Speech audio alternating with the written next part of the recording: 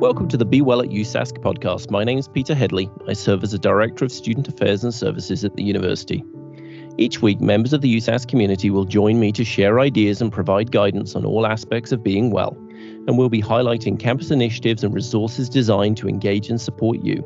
In these challenging times, we hope the ideas and information we share will help. In this episode, as part of our series during Mental Health Week, I'm going to be talking to Terri Peterson, a counsellor and practice leader for the counselling team at the USASK Student Wellness Centre. We're going to be exploring self-compassion, healthy relationships, and supporting ourselves during transitions. Well, welcome to the podcast, Terri. Thanks for joining me. Yeah, thanks for asking me, Peter.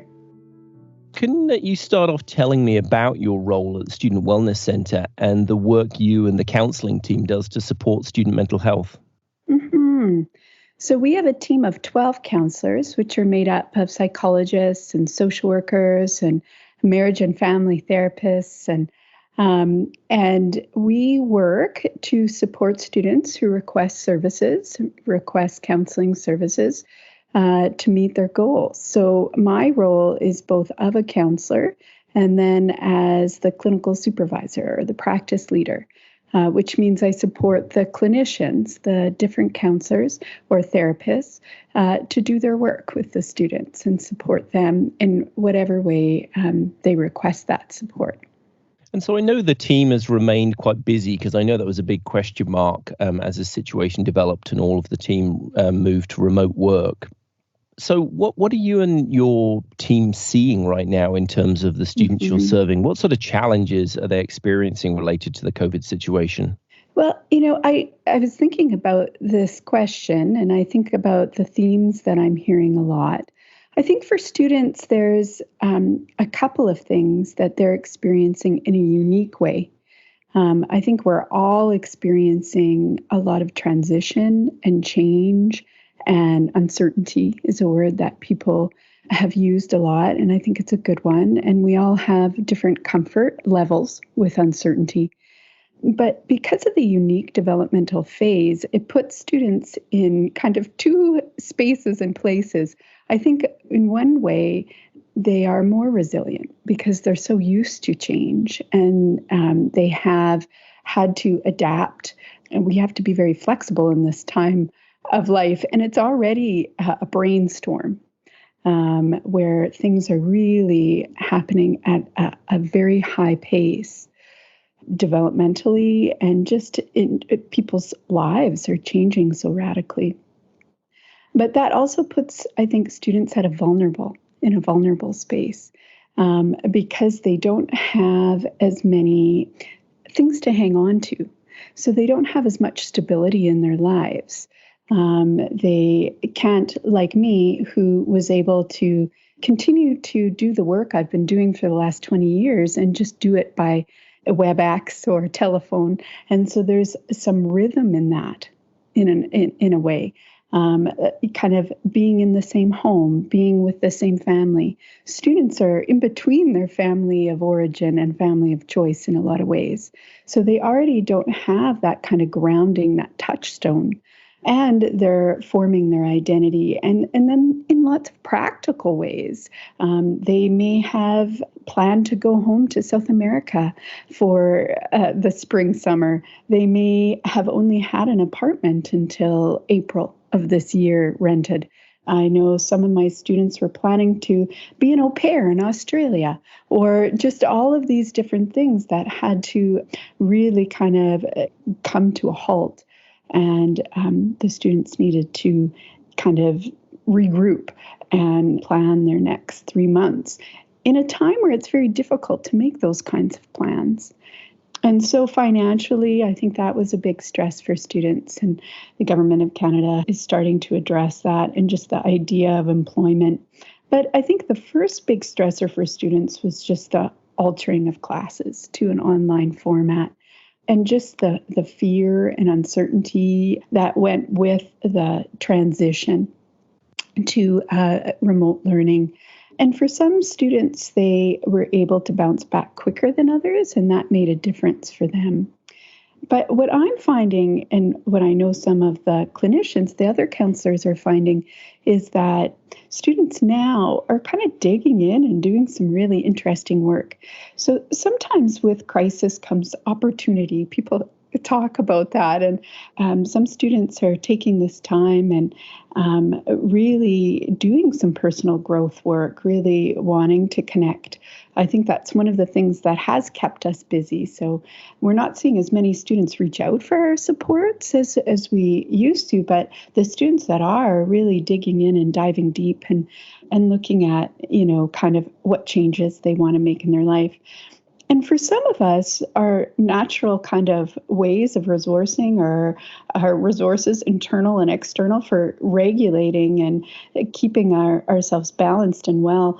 They had to shift and change, and we needed to start practicing new ones. And so that's also something that some of the students are having to figure out is, okay, with the social distancing and the safety measures, how do I keep myself well and regulated and stimulated and having meaning, et cetera, et cetera. So anyways, I'll let you ask another question, because I think no,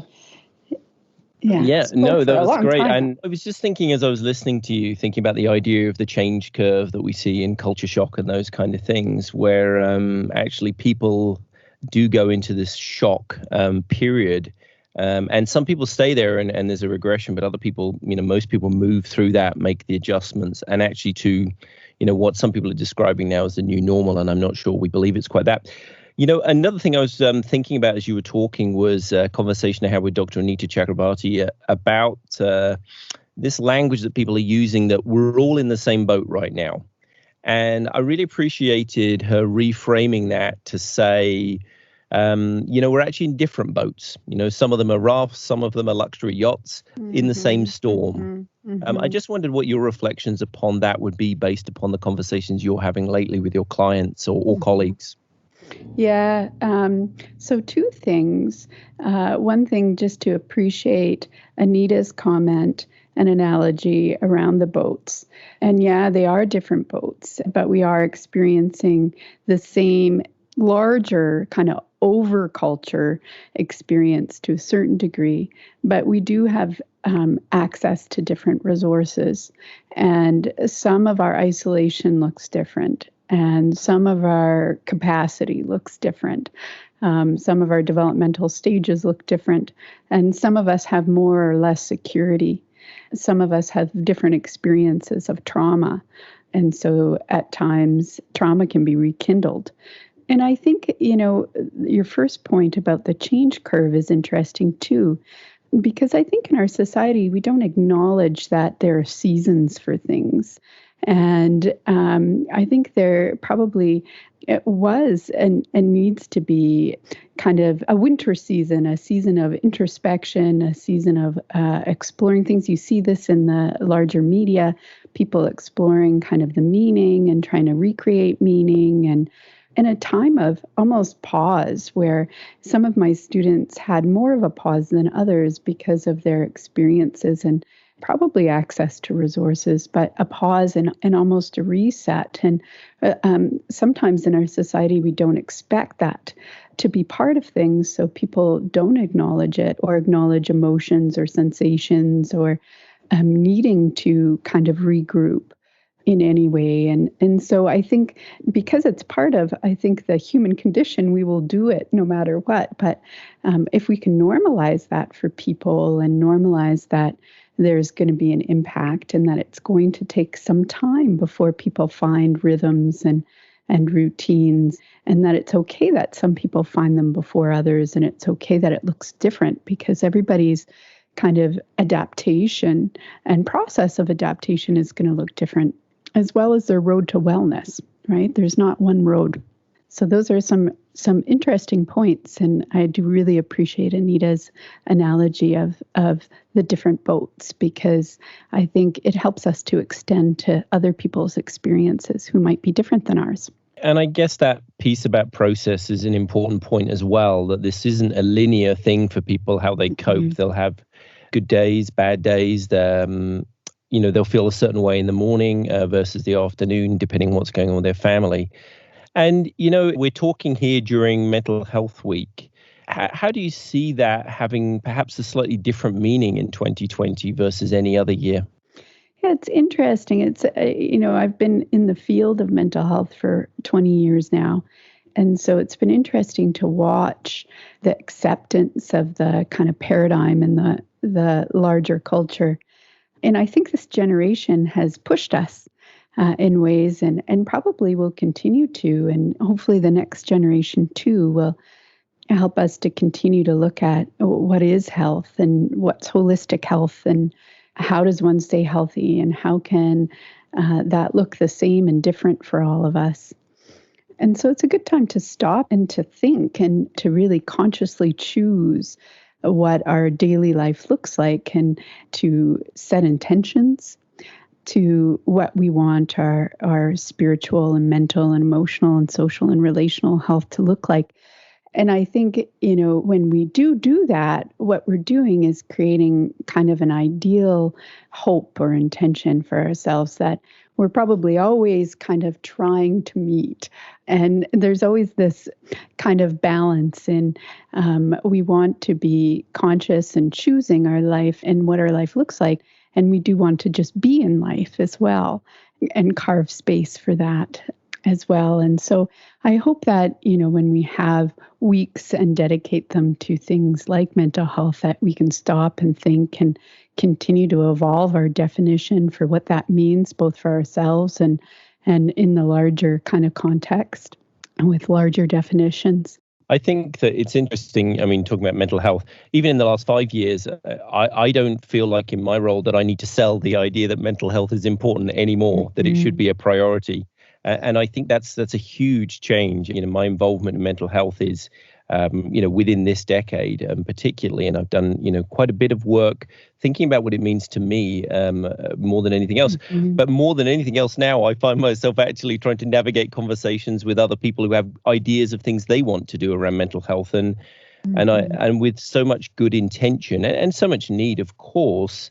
We're seeing a lot of things we're having to navigate saying, well, maybe that isn't the best thing. And I understand your intention with that. And what I think of is right now, whenever anyone opens up social media, there's 1,001 posts about here's what you should be doing right now. Here's some mental health reminders. And I think so many of them are, well, they're all well-intentioned. So let's just put that to one side. Having said that, I think some of the advice can be variable in terms of the quality. And so, with that in mind, from your clinical perspective, what sort of suggestions are you making to your clients right now to help them to cope with isolation, uncertainty, all of those things you're describing, unknowns that worry about their own family who they may not be able to be with right now? Yeah, so there's such a big piece around, education and mental health promotion. Right. And sometimes, the memes can hit a chord with someone and can have a lot of meaning. And sometimes for other people, it feels prescriptive, like it's something else that they're not doing well enough in. Yeah, right? that's exactly the kind of thing. We were talking about in previous episodes, some comparisons to other people that might not be healthy, the people who've run 200K and read 6 books and done all of those things. Yeah, exactly. Well, and I think, for young adults too, there's this, and probably for all humans, but particularly between the ages of probably 17 and 27 or 16 and 26 or within that stage, young adults actually sometimes can kind of get one piece of development and find a sense of health in that, but then maybe are working at a different piece at a different pace. And it reminds me a little bit of the Indigenous framework of the medicine wheel, that it's not like something that you can grab and then you just have, right? So it's not like you grab your mental health and then you never have to focus on it again. I remember there used to be an idea about that with the therapeutic process at one point when people used to do 2 or 3 years of in-depth therapy. And there was this idea that I've done it now. And that, I'm wrapped up with a bow and now I can go on with my life, right? But even this notion of being fixed, that someone will come into your office and you'll fix them. Yes. And what I think the important message is about the work that someone, who comes for support needs to do, that you're sending them away with homework each time. And actually there is an expectation that they're the one doing the heavy lifting and you're the one facilitating that heavy lifting. Well, and they're mapping it out, right? So it's a collaborative process. And for sure, there's lots of things that help most people feel healthy. Nature is one that most people will talk about as being a huge resource and very regulatory.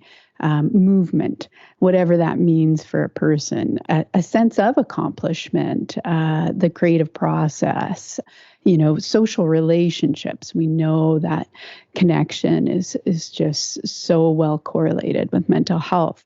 Yet people have to kind of grow and create change in their lives in ways that make sense for them, with their own theories of change, with their own kind of movement forward, picking and choosing things to work on and stretch into and develop in their life at times where they have readiness for that. So definitely that's one of the things that we do in therapy. And then because we work with young adults who sometimes have accessed or not accessed therapy or counseling, there's a big piece of just teaching them how we see people accessing therapy. So I remember at one point in my career, just people feeling like they had to be ill to access therapy. And that's, I think, shifted and changed. But what we know now is that very healthy people actually access therapy for supports. And they We've do certainly, so. sorry, I was going to say, we've certainly been talking about that in other episodes, about that it just being a normalized process. And I've said myself the value that I've found in seeing mental health professionals, not for extended periods of time, but just for where I'm at that moment in time. And it shouldn't sound controversial to say, well, as a man, I'm okay with that and happy to talk about it, because I recognize that too is a bit of an issue and a bit of a stigma in society as a man, particularly as a man in a leadership position, talking about, there's moments in my life. So sorry, I just want to add that particular piece, because it often feels relevant for men to talk about mental health now in ways that hasn't happened in the past. Well, and just the idea that you can touch base and do a little piece of work. And so that's what we suggest students do within their time at the university, that, maybe they dig in and do a bigger piece of work, but then they go off and they live their life. It shouldn't be a life sentence. It's just something that we need to do to gain some extra support at times, sometimes to be more conscious and aware and make the right choices for ourselves. It can be a great thing to do in transition, where we're experiencing some change, or even around grief and loss, or at different developmental points. Absolutely. So it's something that, I hope that we see as being just part of mental health at one point as well. But then there also can be lots of different activities people do to support their mental well-being. And so it doesn't have to be therapy, but that's often something that we explore in counseling or therapy, is, what is that right now? Because as you know, at different points in your life, those things look different. And I think in a time like this, they change very, very quickly. Yeah, it reminds me of absolutely. other times in my life. I think maybe sometimes when people go away to school, that's a time where things change very, very quickly. Yeah. Sometimes when people have children, or lose a parent, or lose some ability in their health. There's just times in life where there is such a quick change that we have to adapt to. I think certainly this idea of challenge, even in my own lifetime, and realizing that where I'm at today is largely as a result of some of those things. But I think that idea of acknowledging our feelings of what's actually happening, and actually working through that, is a hugely important piece. When we pretend we're not feeling those things, then growth is quite difficult, I would imagine. Yeah, the root and the meaning is to move. And so we often in our society kind of block ourselves from our emotions or our sensations, or, other aspects, and that can create a difficulty in flow. And as we were talking at the beginning about the creative process, life is a creative process. We're creating our life as we go forward. And probably, we do that at different stages. We really dig in at different stages. But I often think young adulthood is a very intensive stage where we're creating our life. And hopefully we don't stop at that stage, but that we're really digging in there. And we're doing it often without the anchors that we may have at middle life or at different stages in life. Because it is normal to start moving with the support of your family, of course, but moving into a different sphere of independence. And I know I see that in my own home as I have a 19-year-old here, and that is normal, but it also creates less grounding, I think, for young adults than we have at different stages. And that's such a positive thing because they can see the world differently and help us reshape and evolve the world without that. But it can be, I think, a bit of a scarier time and a bit of a darker time and maybe just a bit of a more intense time in ways. Well, I think certainly that idea of the development of the sense of identity, and you mentioned sort of going to college for the first time, and all of those pieces in your life up till then of the markers of identity are tied to other people. My dad does this, my mum does this, I'm the hockey guy, and so that high school piece and that development. So I think as people come to university for the first time or move into working life, suddenly that shifting of, well, who am I? Well, actually, I could be anyone now. And I think the acceptance of self and what that identity looks like and the permission to be yourself. And I know that can be a very complex exercise for many young people and presumably many of the young people who walk through your door. Yeah, absolutely. And it's such an honor to be part of, to have people invite you into their most vulnerable and intimate places and to share that and to learn from people. I always feel like, because a big part of my job is to support people to feel more confident in their kind of inner knowing and wisdoms. And so then I get to learn from that too, which is pretty wonderful. And, one of the things that I did think of that's very important is just this idea of not only having compassion for each other and acknowledging that we're all in different boats and situations, but also to continue to have compassion for ourselves. And what does that mean? When, we may be in the midst of transition, or we may be not able to produce in the same way as we used to in a different circumstance, or whatever the circumstance is. How do we develop that compassion for ourselves and each other as we kind of stumble along trying to figure out what this looks like as a community and as individuals and families? And that's so normal. I think sometimes in our culture, we want to be on the other side of it. And I'm still learning that. And I remember having to learn it more and more, not to kind of skip through the journey or the process, but to spend time here and to acknowledge that you are here and that this is an important part of things as well, even though it's not the finished product. And you can see people trying to figure out how to pace themselves because we don't know how this is going to look, and just to have compassion for ourselves and each other while we do that. Yeah, those are all great reminders. So I'm asking all guests to share one thing they're doing right now to be well, perhaps something that brings them joy or a sense of connection. What would that thing be for you, and how are you finding it's helping? Well, my work involves a lot of screens and sitting and talking and thinking and reading and whatever realm it is. And so one of the things that I've been trying to be more mindful of is just to move and to get outside and to move my body. And that helps me in my holistic wellness in a variety of ways. And to be out in nature automatically puts me in a different kind of more regulated space, a more meditative space, and a more mindful space.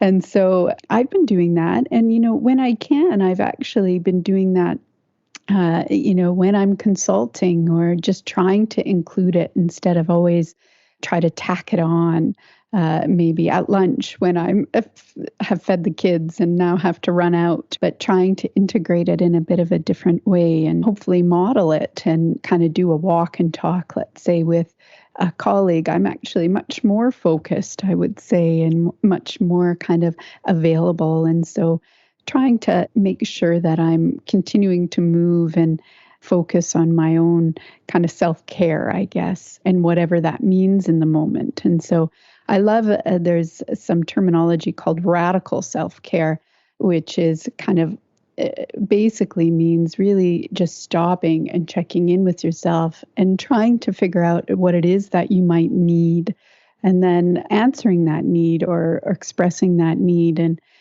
in real time. And so maybe that means watching an inspiring show, or maybe that means really getting in there and cooking, or maybe that means not cooking. And so just trying to kind of have that long game of what we need to keep ourselves in that sweet spot of regulation in that window, but also in the short run, just really touching base with ourselves. So yes, and usually I walk with people who I love, right? And we go into movement together. May that be Fozzie Bear, who loves to go on walks and sniff and be out in the world, or my child or partner. I'm assuming This is a dog, not just an odd name you've given one of your children. Yes, it is a dog. He's sitting by me right now, lending me ground. Yes, and so and just being out in the world, right? Because there's lots of ways to still be out in the world and notice the world. Well, I think a lot of what I hear there is also about giving ourselves permission to do things. And I know, particularly mentioning, as parents, that can often be difficult, or even indeed as carers for older family members, that can be difficult to give ourselves permission and give ourselves time. Is there a final thought that you'd want to leave listeners with? Yeah, I think one of the maybe gifts for some people during this time is maybe having some extra time. And so, how do we want to spend that? And there's no kind of pure prescription about what that means, but, making some choices in that. And you mentioned the new normal and just the idea of, yes, this isn't going to be the new normal forever, but what do we want this time to look like? And we don't have to be perfect in that, but what brings us joy during this time? What brings us peace? What brings us variation? What brings us relaxation, but also stimulation and inspiration? And just kind of asking those questions to oneself or within one's family. But a big one would be just to be kind to ourselves and to give ourselves time and space to figure it all out. And that's okay. It's okay that we're figuring it out. That's what we're supposed to do. Well, and just before we started recording, we were talking about Mr. Rogers and his direction. The 3 most important things for a happy life is be kind, and be kind. I know how busy you are in between having appointments. I don't quite know how you can be mindful enough to continue being focused on other people all day with everything else that's going around you in your home and in the world. But I do want to say a thank you for everything that you do. You've done amazing things at the Student Wellness Centre, and I know how well appreciated that is by colleagues and by students, but also for taking the time to share with me today. Mm-hmm. Well, it's nice to connect. So thank you for asking me, and thank you for the conversation. Yeah, thank you. Mm-hmm. Thanks for listening to the Be Well at USASK podcast with me, Peter Headley, and thanks again to Terri for joining me and sharing. Students can connect with Terri and the rest of the Student Wellness Centre team through the contact details and links in the down bar. Please check in again for further episodes and more content related to being well. Please subscribe and share this podcast. You can find us on multiple platforms, including YouTube, Spotify, and Apple Podcasts. We'd also love to hear from you, so please post comments and questions, and we'll look to include them in future episodes. Also, if there's someone you'd like to see as a guest, or a topic you'd like us to cover, or even a reaction to an episode you want to share, please write to us at bewell.podcast@usask.ca. In the next episode, I'm going to be talking to Renee Penny and Blair Pizzio from the College of Arts and Science Undergraduate Student Office. We're going to be talking about academic supports for students during this COVID-19 situation and thoughts for students registering in spring and summer terms. So until next time, stay safe and be well.